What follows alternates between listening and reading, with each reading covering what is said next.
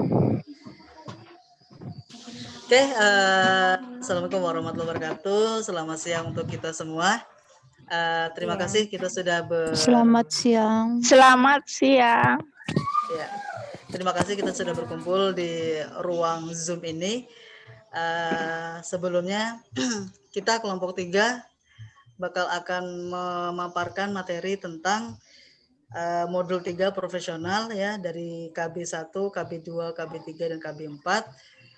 Judul modulnya adalah pengembangan usaha retail dan digital yang akan dibacakan oleh si Ibu Yosi. Silahkan.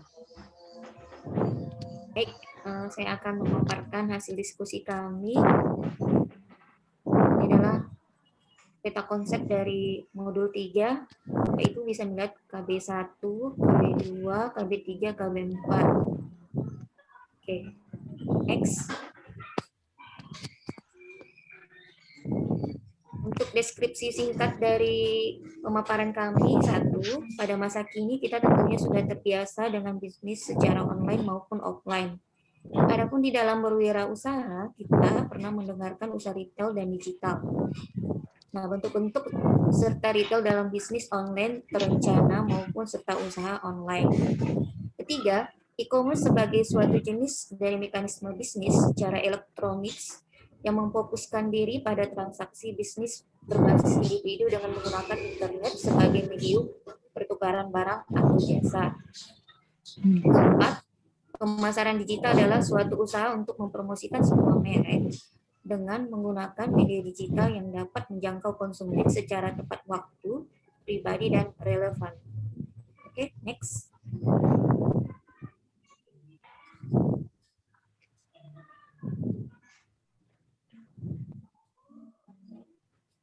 Petunjuk belajar. Untuk kesimpulan dari modul kami, penerapan teknologi informasi khususnya e-commerce ataupun bisnis digital lainnya bisa diaplikasikan dalam pembelajaran di kelas, khususnya bisnis daring dan pemasaran, dan serta meningkatkan pemahaman siswa terhadap perkembangan digital. Lanjut ke kerjakan tes yang ada pada bagian akhir untuk mengetahui seberapa dalam pemahaman Anda terkait modul ini. Baru hasil pekerjaan siswa akan dicocokkan dengan jawaban yang ada. Oke, next. Nah, inti dari modul kami ini, 1, capaian pembelajaran. Guru menentukan langkah-langkah awal bagaimana praktik pembelajaran daring menggunakan aplikasi Google Classroom. Kebetulan kelompok kami menggunakan Google Classroom. Oke, kedua, menentukan standar kompetensi dan kompetensi dasar yang akan diajarkan kepada peserta didik. Ketiga, peserta didik dapat menganalisa konten bisnis digital atau e-commerce sebagai bisnis digital yang paling banyak digunakan pada masa pandemi ini dengan menyelesaikan soal formatif yang diberikan. Kedua, capaian pembelajaran mata kegiatan. 1, peserta didik mempelajari dan menganalisis materi yang di-share guru melalui Google Classroom. Kedua, guru bersama peserta didik bersama-sama menyimpulkan materi pembelajaran dan guru menyampaikan materi yang akan dipelajari pada pertemuan selanjutnya ya, atau berikutnya. Ketiga, peserta didik dipersilakan mengerjakan soal formatif. Next. Nah, uraian materi dari modul 3, dampak pandemi virus corona sangat terasa di dalam dunia bisnis dan ekonomi. Dalam waktu yang cukup singkat, pola pemasaran pun berubah, terlebih ketika diberlakukan PSBB. Kedua, melihat permasalahan tersebut, para pelaku brand harus menyikapi dengan cepat dan tepat untuk mengubah strategi penjualannya. Dan bisnis digital adalah solusi dari permasalahan ini.